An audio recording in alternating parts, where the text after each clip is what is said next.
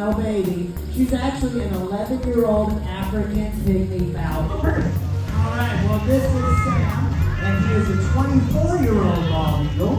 And the reason Sam is here today is right there on his right wing. When he was only 4 months old, he was found injured in a woodlot up in Michigan with a broken right wing.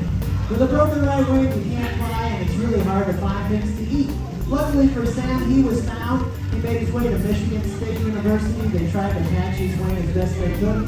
But unfortunately, the damage is permanent, and we never have full use of that right wing. But he's been a great ambassador for his species here at the zoo since 2003. Yeah, that's right, Bob. Bald eagles have made an amazing comeback. In fact, when Sam was hatched back in 2000, there were less than 100 bald eagle nests in the entire state of Ohio.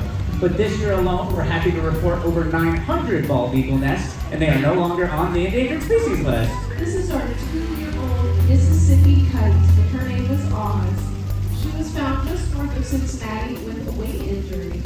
Cincinnati might seem like a pretty weird place to find a bird like a Mississippi kite, because as their name implies, they're typically found flying up and down the Mississippi River.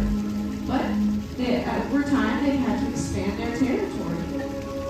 Since she's a migratory bird, that means she will travel every single year thousands of miles across 2